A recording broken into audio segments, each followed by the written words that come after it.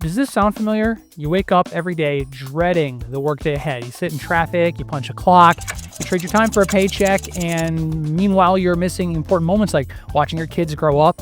Your spouse is becoming more and more like a roommate, and you're not only missing important moments, but you also feel like you're missing important opportunities, doors that could potentially lead you to a better place. I was in that place too, until I picked up my phone and I hit record.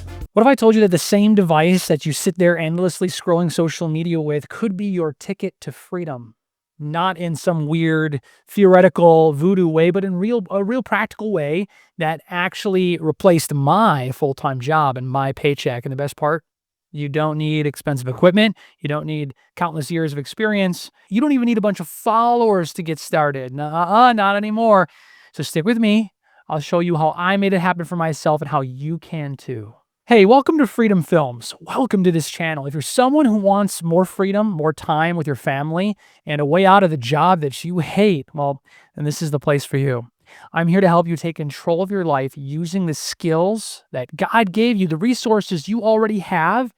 And if that sounds good for you, then go ahead and subscribe, hit the like button, and let's get this message out to all of those who really need it. So how do you go from getting stuck in a job you hate to getting paid to create videos?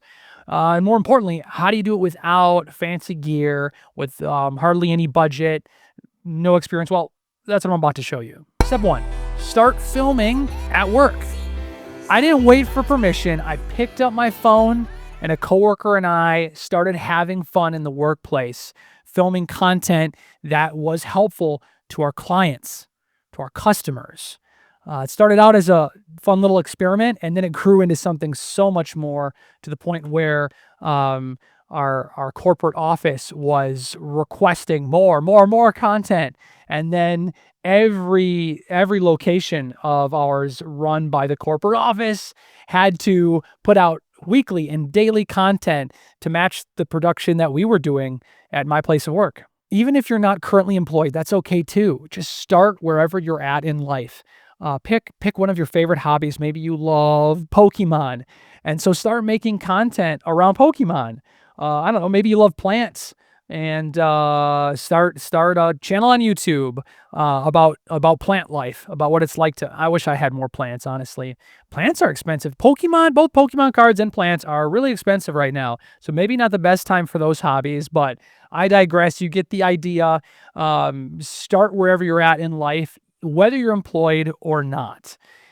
Being employed allows you to kind of really jump into the professional space immediately by making content for your employer.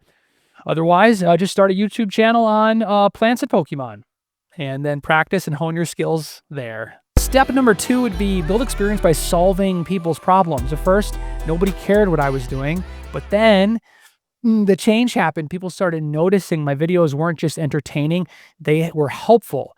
People were coming up to me and thanking me for being involved in creating something that had an impact on their life. That's huge and makes it all worth it. That's why we want to create videos for people, right? That's the whole purpose. That's the whole goal and mission, to make an impact, positive impact on someone's life. The other thing about creating videos in the workplace was it boosted work morale. A great way to bond not only with my fellow coworkers, but also the clients, the members of our fitness facility. This all took place at a gym, a fitness facility, but it could take place anywhere. And it became such an amazing place to work and serve people. Step number 3 is get others involved.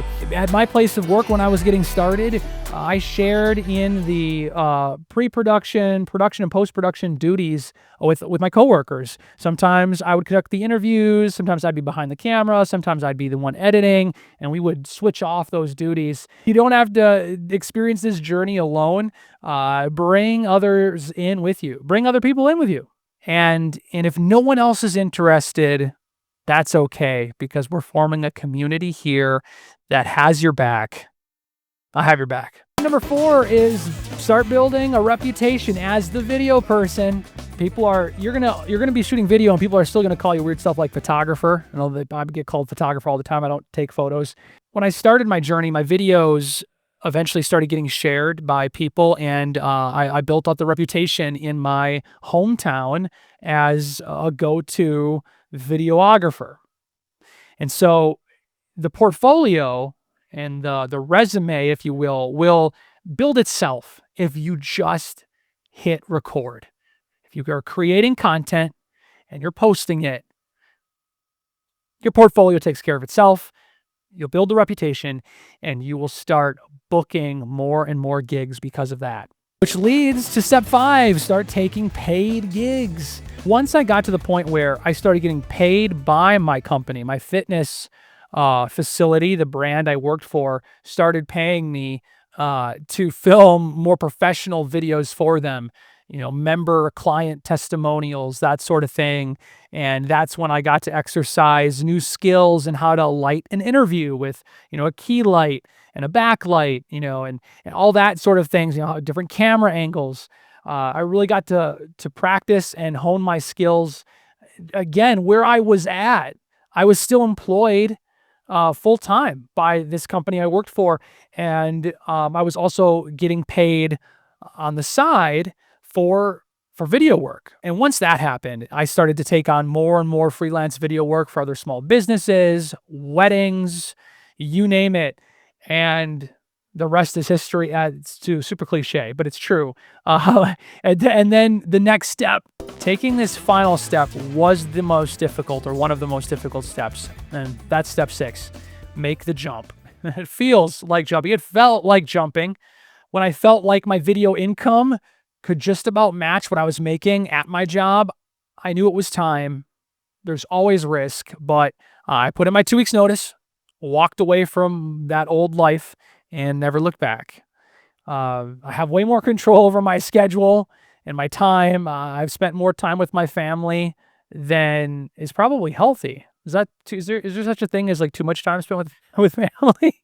If you're watching this whole video, you're probably closer to step 1, and maybe you're not even at step 1, you haven't started, and that's okay. My goal is to help you to get through these steps to step 6, when you're able to put in your 2 weeks notice and walk into a brand new life. Leave a comment below if this helped you out. Also, if I missed something that you felt like would be important to share, please mention that as well. And then subscribe and like so that we can push this message out to the people that need to hear it. Thank you for watching. See you next time. Pick up your phone, hit record, let's go!